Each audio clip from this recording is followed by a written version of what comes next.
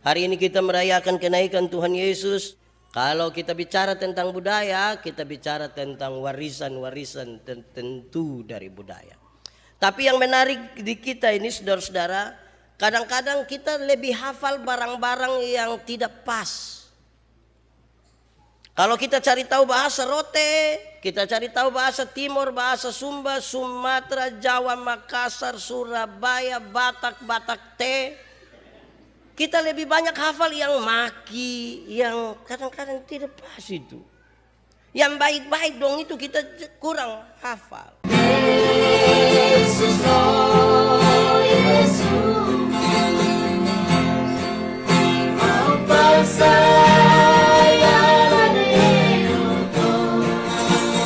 saudara-saudara, mari kita berdoa untuk pemberitaan firman Tuhan. Mari berdoa. Ya Tuhan Allah, kami mohon kepadamu, kuatkanlah dan teguhkanlah iman kami. Kami akan belajar dari firman Tuhan. Biarkan Engkau menyiapkan kami Tuhan, supaya sungguh-sungguh hidup kami menjadi tanah yang subur. Ketika firman-Mu ditaburkan, akan bertumbuh dan berbuah di dalam hidup kami. Tolonglah kami Tuhan, jauhkanlah semua penggoda pencobaan.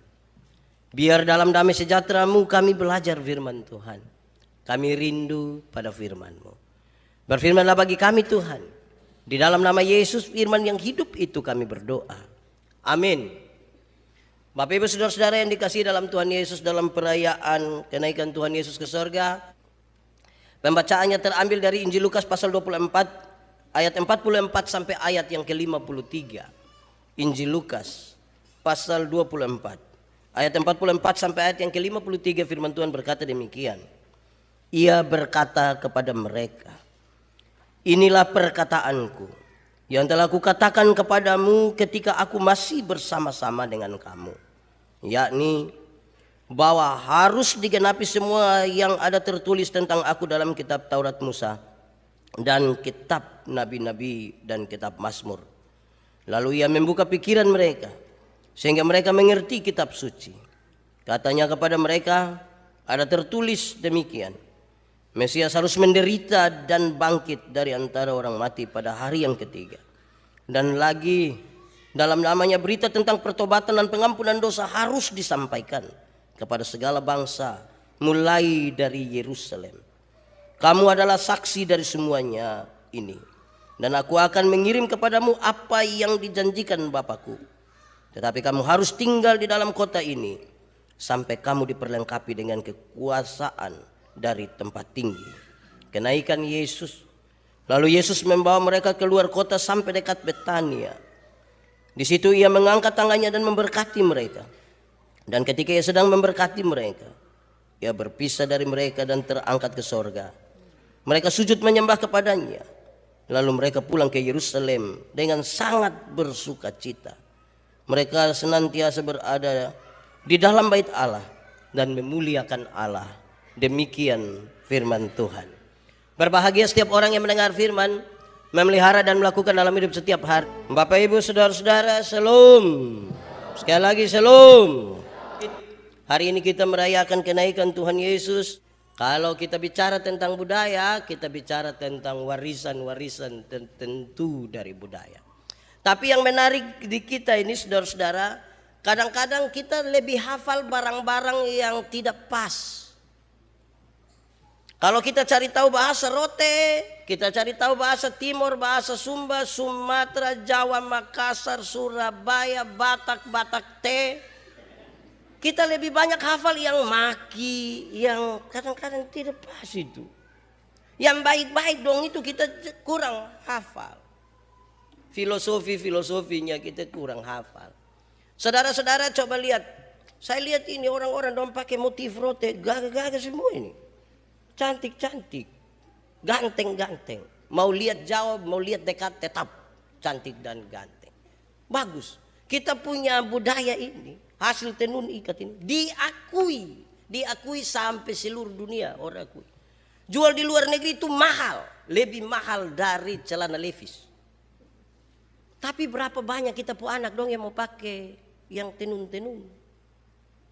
Kalau kita pakai yang tenun-tenun dong puji, aduh cantik saya, cantik macam kayak tanta-tanta dulu. Jadi kita bilang cantik itu seperti yang itu hari, dia anak dong tidak mau. Tapi akhirnya ketika anak-anak dong pakai celana yang robek-robek itu, dorang rasa kayak punya berprestasi, itu tidak ada dua betul. Sampai foto-foto, mantap itu. Wah, ini kasih. Memang pakai pakaian adat ini agak ribet sedikit, tapi biasakanlah. Apalagi kalau kita pakai itu kita baru pinjam tadi malam. Wih, itu lebih parah itu rasa berat sekali. Tapi mesti dibiasakan itu. Ibu-ibu dong kalau pakai daster kan tidak terlalu ribet kan, karena dia biasakan. Nah kalau kita biasakan itu, nah baik. Saya ingat misalnya ada salah satu hal yang buat saya memahami itu dari soal budaya. Saya ingat kalau saya lihat mama di Soe, setiap kali pulang itu bertahun-tahun mama suka bungkus ambil sayur di tempat kecil satu begini, bilang bawa. Saya bilang, mama apa itu? Sayur. Mama, kupang. Di Kupang sayur macam begitu tuh banyak. Mama bilang, lu bawa, lu sentau, bawa. Saya melakukan itu terus, kadang-kadang terpaksa juga berbawa. Tapi satu saat ketika saya ada di Sumba, ada dalam sebuah acara kedukaan, saya pergi ke satu tempat lagi, ketemu seseorang yang saya kenal baik dengan dia. Pas kami masuk rumah itu, dia istri masuk, terus beliau bilang kepada istrinya, mama, bawa apa dari tempat duka? Saya bawa kerbau satu, bapak. Yo. Kerbau tanduk panjang bagaimana? Oh, panjang begini, bapak. Oke baik, terima kasih mama. Dia punya isi terus ke belakang. Lalu dia lihat saya, dia bilang begini, Pak Pendeta, kalau saya tanya kerbau, mama bawa dari tempat duka, itu bukan berarti saya tidak bisa beli kerbau. Tapi kenapa saya harus tanya itu? Tadi Pak Pendeta dengar. Rumah itu juga adalah rumah saya. Di tempat duka itu pun rumah saya. Anak-anak yang pulang dari rumah orang tua harus bawa sesuatu. Supaya berkat-berkat yang Tuhan sudah titipkan kepada orang tua terbuka jalannya untuk turun ke anak-anak. Jadi tidak boleh pulang kosong. Saya mulai mengerti. Mungkin ini yang itu hari mama maksud itu sayur itu. Berkat yang Tuhan sudah kasih itu harus dibuka untuk anak-anak, turun kepada anak-anak. Tapi juga jangan bikin jadi kesempatan, karena separuh bilang pi mama teh, separuh titip anak di mama, saya tidak kasih untuk beli susu. Mama yang setengah mati, kadang-kadang pilih orang tua bawa satu kantong, pulang bawa 2 karung. Itu korupsi itu namanya. Itu budaya yang tidak boleh ditingkatkan, itu harus direndahkan. Baik saudara-saudara, ada 9 orang anak hari ini akan dibaptiskan. Saya mau bertanya kepada orang tua, tidak usah jawab, saudara butuh renungkan saja. Tiap-tiap orang tua pasti punya harapan yang besar bagi anak-anak ini. Mereka punya harapan buat anak-anak ini. Mau jadi apa? Mau untuk apa nanti besok-besok? Lalu untuk kepentingan mau jadi apa itu, saudara pasti menyiapkan sesuatu supaya mereka punya itu. Pasti saudara siap itu. Bagus juga lah. Pertanyaannya saudara, kalau warisan saudara sudah siap bagi anak-anak, lalu apakah warisan itu hanya sekedar materi berupa uang, tanah, dan berbagai-bagai hal lain? Apa yang itu saja yang disiapkan? Bukan tidak boleh. Itu boleh, mesti siap tanah ke saudara juga, karena don tidak mungkin tinggal di udara. Siap tanah. Tapi apakah cukup itu? Tidak. Harus diwariskan sesuatu yang menjadikan mereka itu punya nilai, bukan saja sebagai keturunan, tetapi sebagai orang-orang percaya kepada Tuhan. Dan tema kita hari ini adalah jangan lupa mewariskan pelayanan bagi anak-anak. Anak-anak harus terbiasa dalam pelayanan dan mereka memberitakan serta mewartakan kabar baik dimanapun. Sebab hari ini saudara-saudara, masih banyak orang Kristen yang sekedar hanya beribadah. Dia tidak mau pusing dengan semua hal. Bagi dia cukup beribadah, dia datang ke gereja, yang penting dia tidak ada masalah dengan tetangga, dengan saudara, dan siapapun, bagi dia itu cukup. Ketika kita ajak pelayanan, tidak, saya cukup di sini saya. Bapak doang pelayanan tiap hari berkelahi, bertengkar. Ini paduan suara dong tiap hari dong menyanyi, tapi aduh, don juga kalau menyanyi di dong pun tetangga. Jadi akhirnya dia tidak tidak mau apa-apa dalam pelayanan. Nah ini jadi masalah saudara-saudara. Sehingga mewariskan sesuatu berupa pelayanan supaya anak-anak diberikan kesempatan untuk mewartakan kabar baik itu hal yang baik. Lalu pembacaan kita ini terambil dari Injil Lukas pasal 24 ayat 44 sampai 53. Pembacaan ini latar belakangnya sederhana. Kalau kita baca di pasal 24 ayat 33 sampai 35 kita temukan bahwa yang jalan ke Emmaus itu mereka sudah pulang ke Yerusalem. Mereka sudah pulang di Yerusalem dan mereka berkumpul dengan teman-teman mereka di sana. Dalam kumpulan mereka itu dengan murid-murid di sana mereka berbicara, sesungguhnya Tuhan telah bangkit dan telah menampakkan diri kepada Simon. Lalu kedua orang itu menceritakan apa yang terjadi tengah jalan dalam perjalanan mereka. Pada waktu Tuhan Yesus berjumpa dengan mereka dan memecah-mecahkan roti.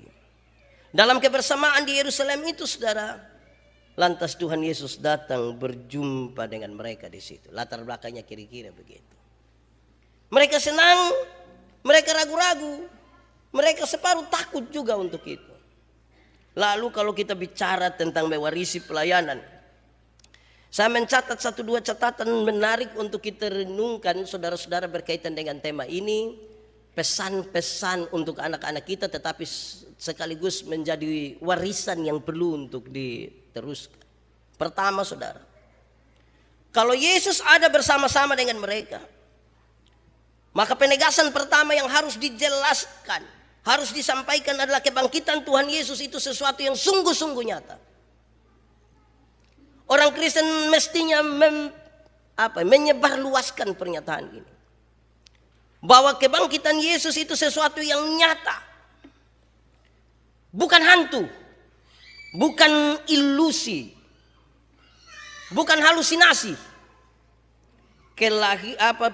Kebangkitan Tuhan Yesus itu sesuatu yang sungguh-sungguh nyata hadir di antara mereka. Tetapi mengapa murid-murid yang melihat hal itu justru menyangka bahwa Yesus hantu? Itu pertanyaan yang membuat orang kemudian terus bertanya sampai hari ini. Kalau memang Tuhan Yesus bangkit, nah kenapa begini, kenapa begini, kenapa begini, kenapa begini. Dan kemudian dia meragukan kembali kebangkitan Kristus. Murid-murid sendiri yang mengalami langsung itu mereka bertanya. Mereka menyangka bahwa Yesus itu hantu. Ini disebabkan karena apa? Saya catat di sini penyebabnya adalah karena mereka dipengaruhi oleh ketakutan. Sehingga karena ketakutan itu sangat kuat, mereka melihat sesuatu yang tidak biasa, maka mereka simpulkan itu hantu. Melihat yang tidak biasa, mereka simpulkan itu hantu. Pikiran para murid yang seperti itu membuat Yesus kemudian menegaskan bahwa kebangkitan dan kehadiran Tuhan Yesus saat itu adalah nyata. Yesus menunjukkan tangannya dan kemudian dia berbicara dengan mereka. Ini sabun tangan dan seterusnya. Nyata. Tetapi apa saudara? Tetapi karena orang melihat yang tidak biasa lalu menyimpulkan hantu. Ada satu waktu ketika Tuhan Yesus berjalan di atas air, berjumpa dengan murid-muridnya. Mereka yang melihat menyebutkan apa? Itu hantu. Melihat sesuatu yang berbeda langsung bilang hantu.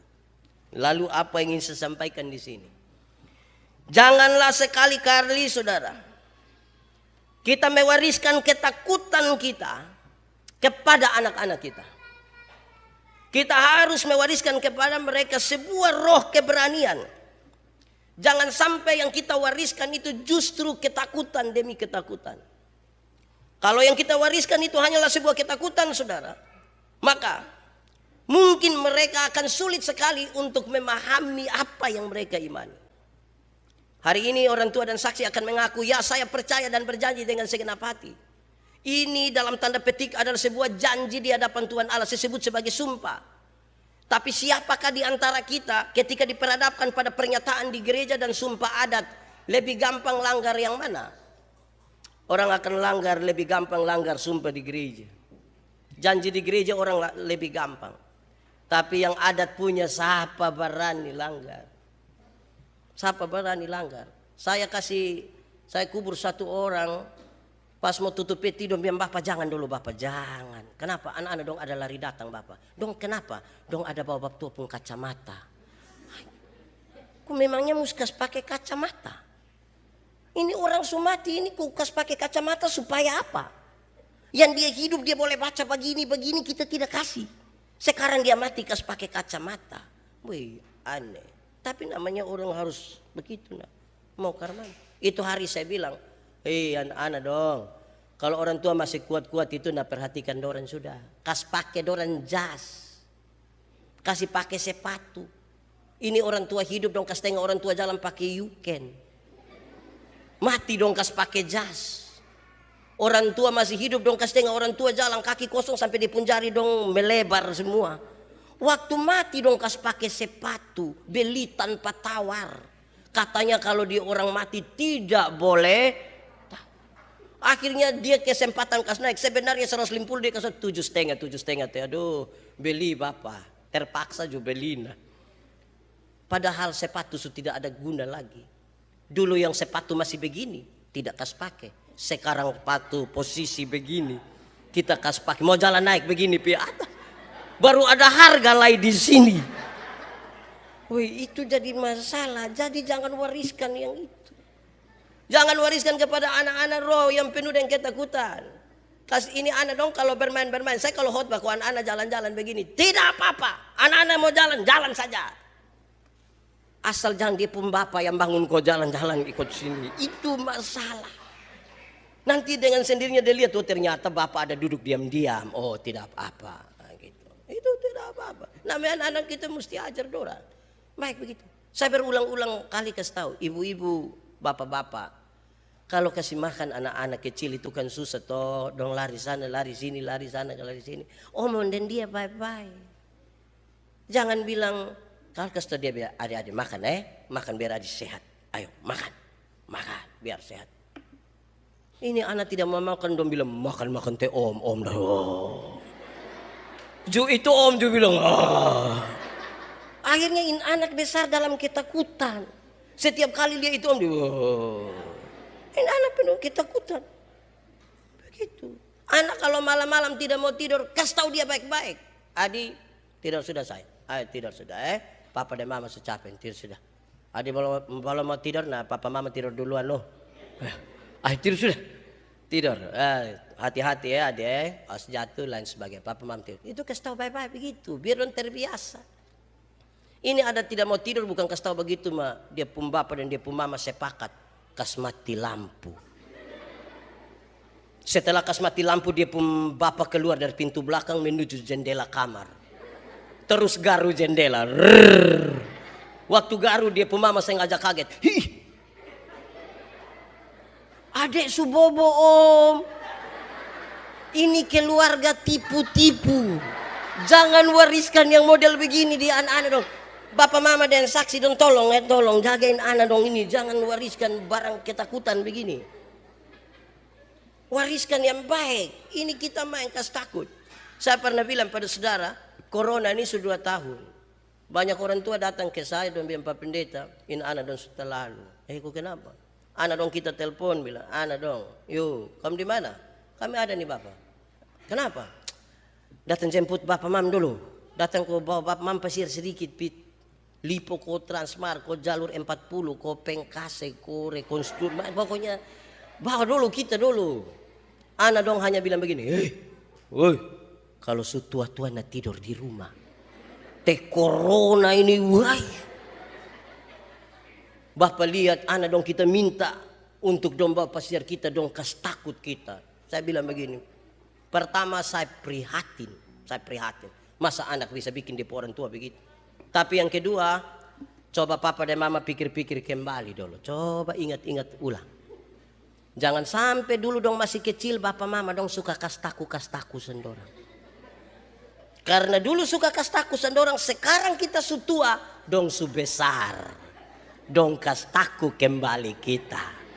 Apa yang kamu tidak mau perbuat kepada orang lain, jangan perbuat itu kepada apa yang kamu tidak mau orang lain perbuat kepadamu, jangan perbuat itu kepada orang lain.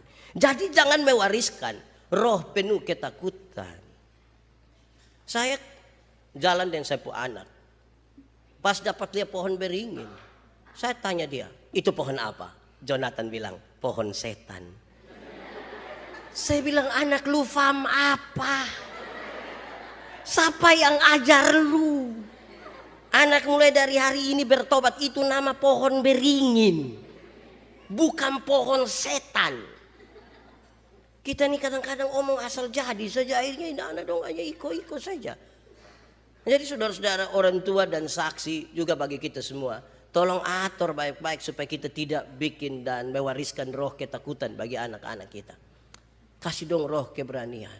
Kita bergumul, saya pernah bilang pada saudara-saudara, menghargai kita pun adat budaya, sekaligus kita punya warisan-warisan yang Tuhan kekayaan alam yang Tuhan kasih itu baik. Saya pernah bilang pada saudara, saya pendeta di kampung, saya bilang, hei jemaat, kasih saya pisang, jangan kasih saya roti, jangan kasih saya biskuit. Dia bilang, kenapa? Jangan kasih. Bapak, kenapa? Kami bikin roti tidak enak. Oh, memang tidak enak. Tapi ada hal yang lebih. Apa itu? Kalau kamu kasih saya roti dan biskuit, itu saya pikiran. Karena setiap kali saya mau makan, kampung anak dong di belakang pintu kodong. Dong hitung saya makan berapa, setengah berapa, makan berapa, lama-lama dong baku bunuh gara-gara ini barat. Karena itu kasih saya pisang, supaya di muka ada satu piring, di belakang ada 2 bokor. Dong berani sedikit datang di belakang-belakang. Aduh jangan, roh keberanian sedikit. Gitu. Jangan setiap melihat sesuatu yang baru, lantas kita anggap itu aneh, itu tidak benar. Itu hantu dan lain sebagainya. Itu bagian pertama. Kedua, saudara-saudara, saya ingin menyampaikan kepada kita betapa pentingnya pengorbanan Tuhan Yesus. Ketika Tuhan Yesus membuka pikiran mereka, Tuhan mengingatkan kembali tentang penderitaan Tuhan Yesus. Tuhan Yesus menegaskan kepada mereka bahwa kesengsaraan salib yang dialami oleh Tuhan Yesus itu bukanlah sebuah keterpaksaan atau sebuah tindakan darurat karena tidak ada lagi metode lain untuk penyelamatan. Tetapi itu sesuatu yang harus digenapi sebagaimana yang tertulis di dalam Alkitab. Tetapi sesungguhnya melalui kesengsaraan itu Tuhan menunjukkan suatu tempat di dunia di mana ada suatu momen manusia dapat melihat kasih Allah yang besar kepada manusia, sehingga sengsara itu dialami oleh Tuhan Yesus. Itu yang harus diwariskan. Anak-anak akan bertanya kepada dia pun, bapak, mama, dan juga para saksi, kenapa Tuhan Yesus menderita? Kenapa Tuhan Yesus mati? Jelaskanlah kepada mereka, supaya genaplah apa yang tertulis di dalam Alkitab. Pembacaan tadi jelas, yang tertulis di dalam kitab-kitab Taurat, Mazmur, dan macam-macam itu harus digenapi, sehingga manusia bisa melihat sebuah momen di mana Allah sangat mengasihi manusia. Itu yang diwariskan. Wariskanlah itu kepada anak-anak, supaya mereka bawa kabar baik ini kepada orang lain, dan mereka beritakan kepada orang lain bahwa kasih Allah itu sangat besar sehingga telah berkorban bagi kita lewat penderitaannya di kayu salib. Jadi ceritakanlah tentang kasih Allah. Ceritakanlah kepada anak-anak tentang kasih Allah lebih besar dari masalah-masalah kita.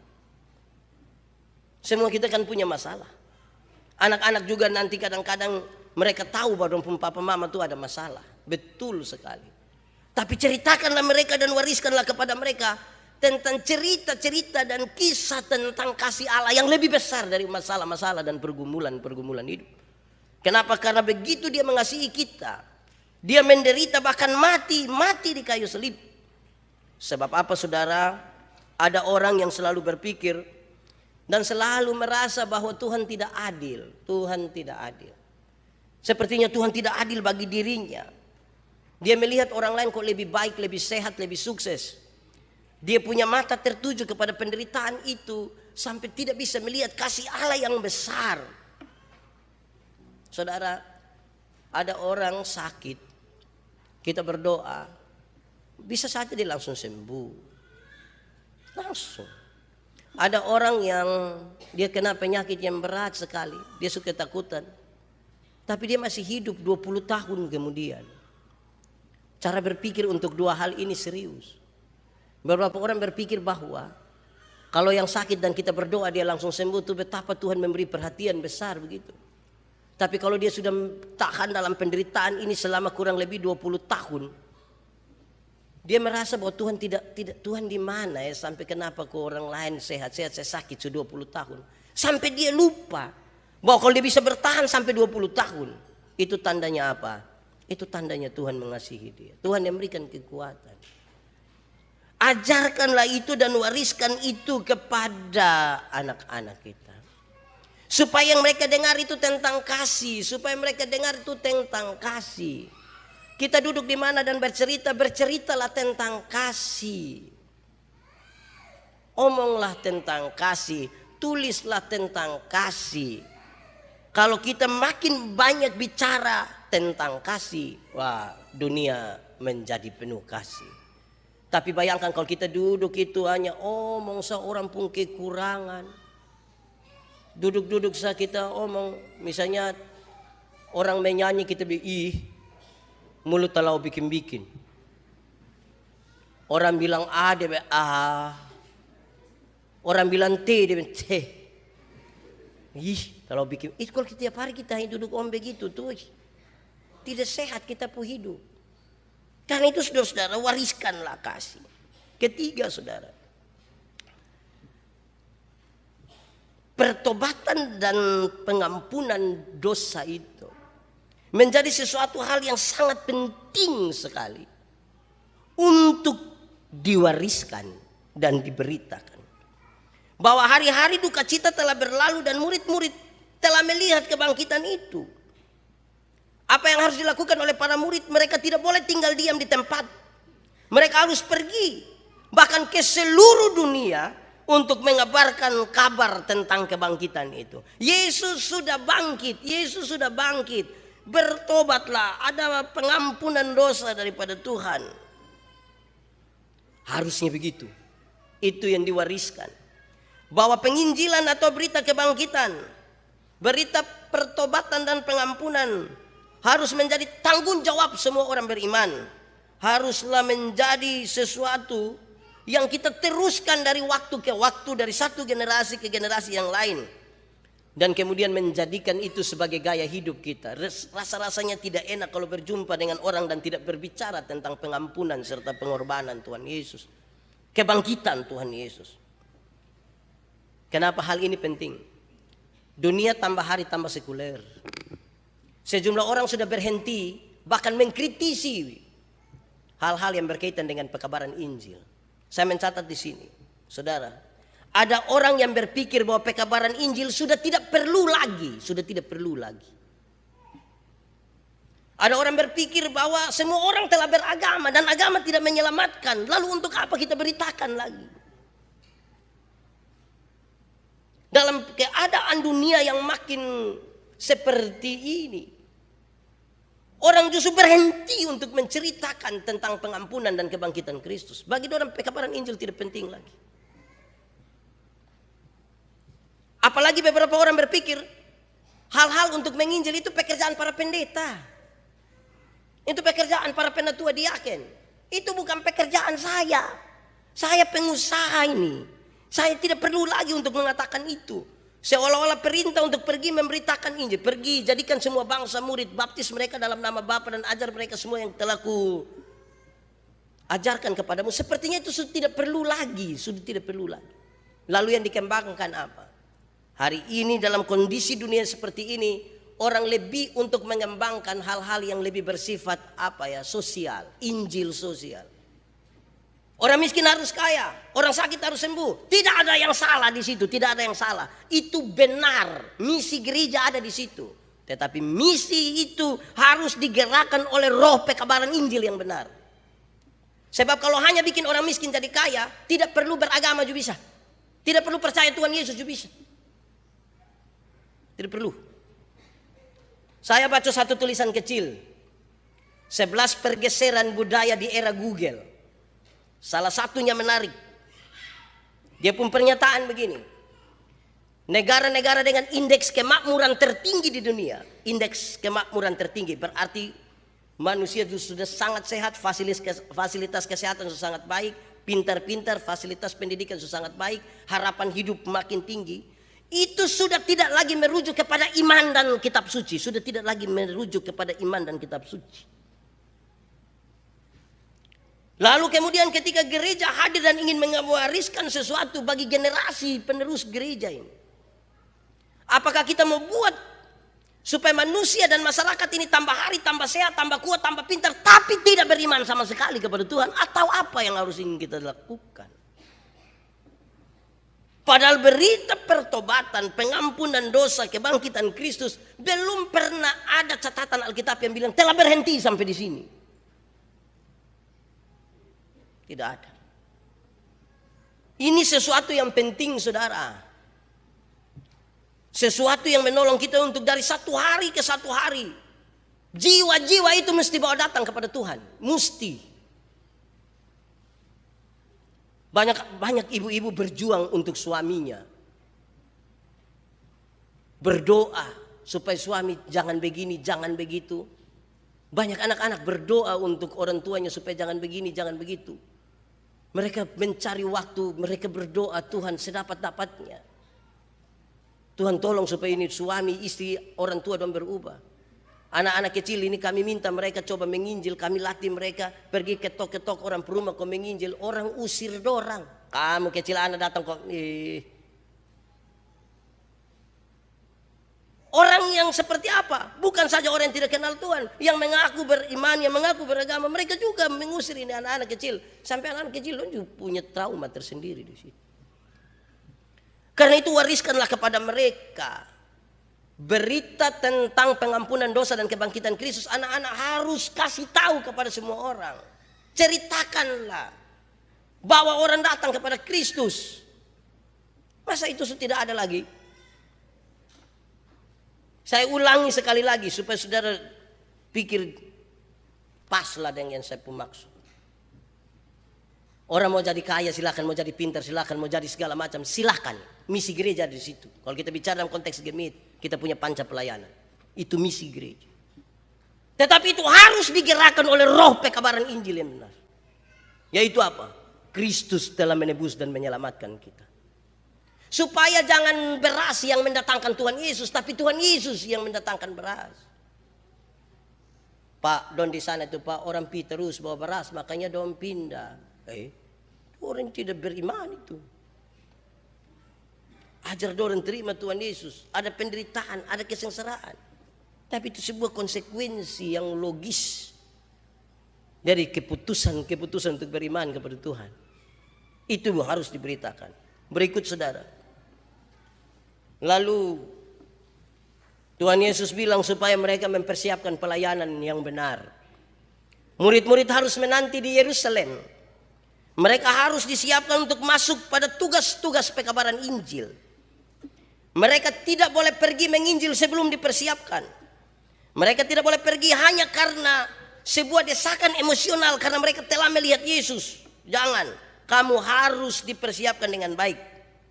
Bahwa segala sesuatu perlu dipersiapkan dengan baik, tidak tergesa-gesa dan tidak emosional. Persiapkan semua dengan baik-baik. Proses di penama. Jangan sekedar langsung-langsung saja. Proses. Anak-anak kita ini juga perlu berproses juga.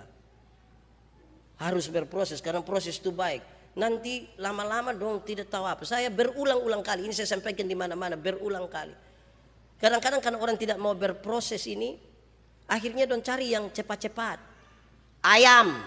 Dulu hanya ada nama ayam. Hanya dibedakan satu jantan, satu betina. Sekarang ada ayam potong.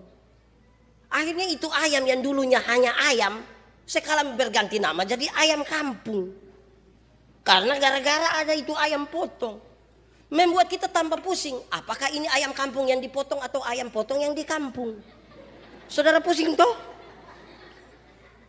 Dulu hanya ayam saja, sekarang ayam potong. Silakan saudara bikin status, tidak apa-apa. Ini ayam kampung yang dipotong atau ayam potong yang di kampung. Ya. Ini jadi masalah karena ayam potong itu proses cepat toh. Kita perlu pelihara 1 bulan saja mata sudah besar begini. Itu kalau lihat pakai kaca pembesar. Kalau lihat langsung juga dia kecil begini. Tapi ayam dong tidak bertahan. Anak-anak dong gas pakai knalpot racing di samping kandang, besok ini ayam mati. Karena ini ayam tidak bertahan. Proses penting, mereka harus dipersiapkan untuk itu. Yo, saya bilang saudara, saya marah ini mama-mama di kampung dong. Pi pasar bawa telur ayam 4 butir. Telur ayam kampung 4 butir. Pi jual 1 butir 2.500. Kalau 4 berapa? 10.000. Dapat 10.000, 7.000 dia isi pulsa data. Tinggal berapa? 3.000. 3.000 dia beli Supermi. Padahal di Supermi itu hanya ada gambar telur. Bagaimana engkau bawa telur asli jual untuk beli gambar telur? Ini kita wariskan salah bagi anak-anak ini. So gambar lagi hanya setengah. Padahal dia bawa telur asli. Itu sama dengan kita pi pasar bawa pisang pulang beli keripik pisang. Wariskanlah yang benar. Saudara-saudara, mereka harus dipersiapkan. Mereka harus berproses secara baik. Juga kita. Saudara, kadang-kadang saya bercerita ya orang tua sekarang dong kuat-kuat Kalau saya tanya, Bapak umur berapa? 76. Macam ke 53 Lu masih kuat-kuat. Kita yang umur 45 ini rasa ke berat. Salah satu penyebabnya apa? Karena dia melewati sebuah proses alamiah yang baik. Proses alamiah bagus-bagus. Don jalan kaki. Makanya orang tua banyak yang bilang, kami dulu. Siapa suruh mau lahir duluan? Kami dulu. Kita sekarang kan gampang-gampang seto. Naik motor. Metik lagi. Akhirnya yang bergerak hanya kanan, kiri tidak. Lama-lama yang kiri ini susah ini. Yang melewati proses yang baik itu jadi baik. Nah saudara, 3 hal terakhir. Berkaitan dengan sukacita para murid. Murid-murid bersukacita. Mereka sangat bersukacita, bahkan membuat orang tiap-tiap hari ada di bait Allah.